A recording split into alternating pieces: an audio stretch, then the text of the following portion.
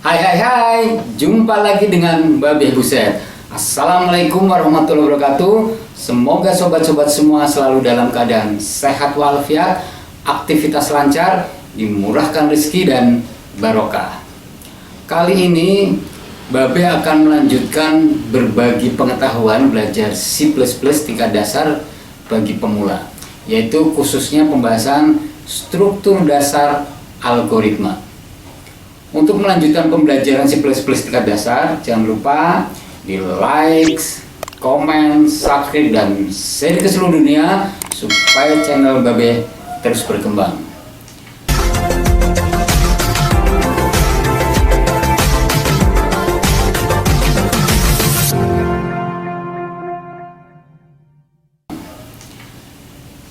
Ya, sekarang kita mulai dengan tutorial struktur dasar algoritma. Kita ketahui bahwa struktur dasar algoritma itu ada 3, yaitu 1 struktur runtutan, kedua struktur pemilihan, dan yang ketiga struktur perulangan.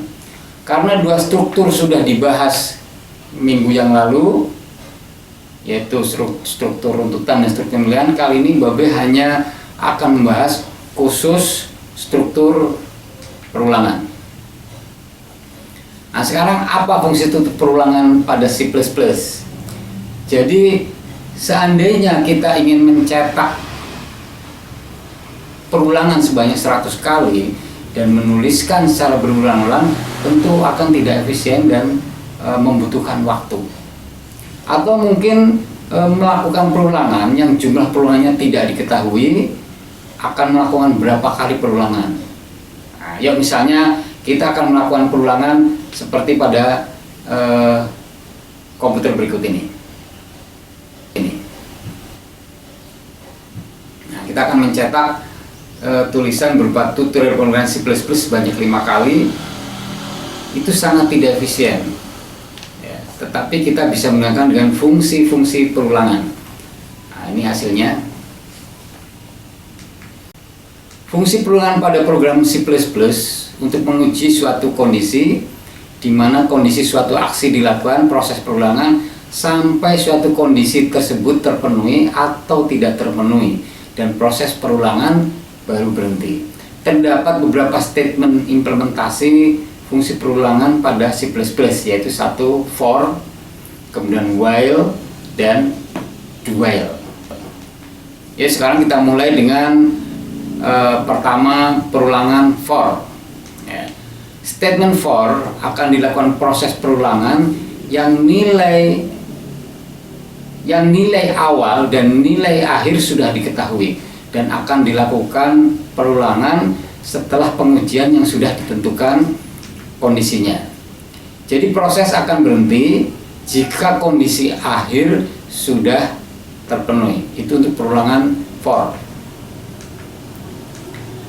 Dalam perulangan menggunakan fungsi for ada 2 cara, yaitu perulangan menaik atau increment dan perulangan menurun decrement. Nah, sekarang kita mulai dengan perulangan yang menaik increment.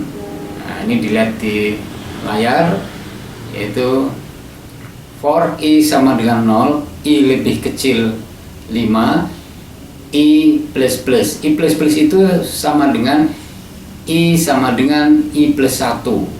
Ya, jadi tadi I-nya diberi nilai awal 0. Nah, karena kondisi tidak terpenuhi sehingga akan dilakukan penambahan 0 plus 1. Jika sudah terpenuhi maka akan keluar. Setiap selesai aksi dia akan mengincrement variabel inisiasi. Yuk, sekarang kita lihat flowchart dan program berikut ini untuk for perulangan untuk kondisi perulangan yang menaik.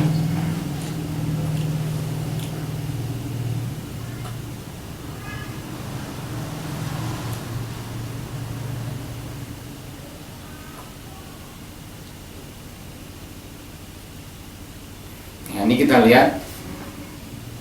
Jadi I akan selalu I bernilai 1, mencetak I, apakah I lebih kecil 5, maka I akan ditambahkan I plus 1, dan dicetak lagi sampai dengan kondisi terpenuhi, maka dia akan keluar dari program. Jadi karena I lebih kecil 5, maka akan mencetak angka 1, 2, 3, 4, dan 5. Nah, kita lihat codingnya, kita implementasikan ke dalam coding.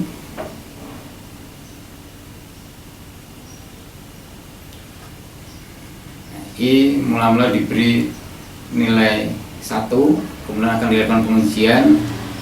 A lebih kecil 95.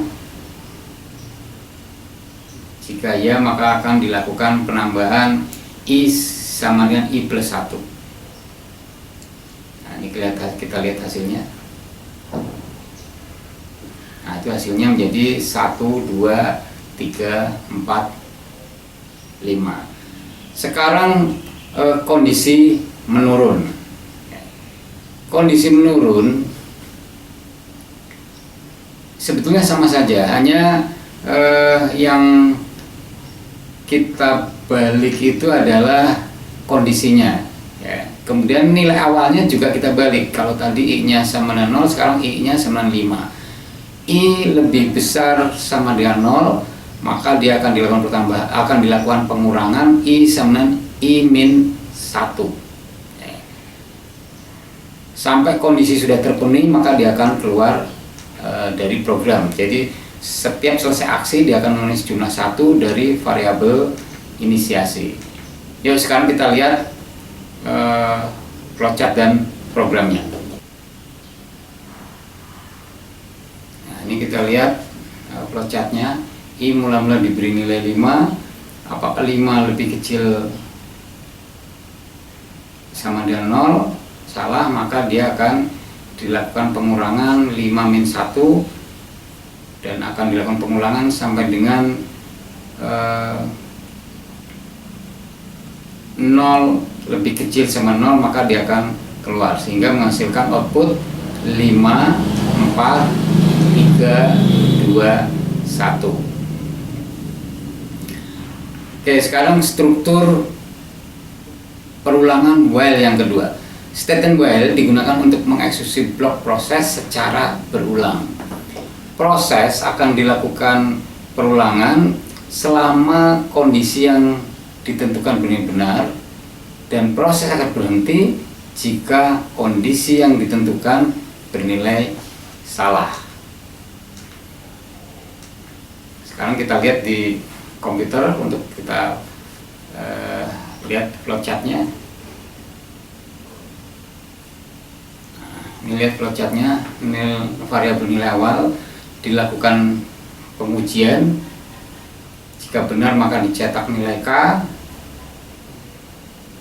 Kemudian proses berikutnya dilakukan pertambahan, kemudian dilakukan pengujian lagi. Jika masih menerima benar maka dia akan diproses ulang, tapi jika salah dia akan keluar. Nah sekarang kita coba, misalnya K kita beri nilai 1. Apakah 1 lebih kecil 95? Ya, maka cetak K dan K plus 1, dan dilakukan perulangan lagi sampai K sama dengan 5, maka dia akan keluar dari program. Yang berikutnya, yang ketiga adalah perulangan dengan do while. Do while itu sebenarnya sama dengan while. Statement do while digunakan untuk mengeksekusi blok secara berulang dan minimal dilakukan perulangan sebanyak 1 kali. Kita lihat flowchart dan programnya berikut. Nah, ini variabel nilai awal kita cetak dulu, kemudian kita melakukan proses, misalnya variabelnya kita tambahkan, kemudian dilakukan pengujian. Jika benar akan dilakukan perulangan, kemudian jika salah maka dia akan keluar dari program. Nah ini misalnya K kita beri nilai 1, kita cetak K, kemudian berarti K sama dengan K plus 1, 2. Apakah 2 lebih kecil sama 5? Benar, maka dicetak lagi, ya. Sehingga akan dilakukan perulangan sebanyak 5 kali 1, 2, 3, 4, 5. Oke sobat-sobat semua, untuk lebih memahami struktur perulangan pada program C++, yuk kita coba coding. Babe menyertakan coding dan software C++ pada deskripsi di bawah ini. Silahkan di-download untuk belajar sobat-sobat semua. Silahkan kerjakan coding tersebut. Kirimkan jawaban melalui Instagram Babe Buset 2 minggu ke depan. Bagi 10 pengirim pertama akan diberikan door prize voucher kuota. Oke sobat semua yang sudah menyaksikan video pembelajaran C++ tingkat dasar dan yang suka dengan video ini, jangan lupa di like, subscribe, komen, dan share supaya channel Babe terus berkembang. Yuk, next video Babe pembelajaran C++ tingkat dasar.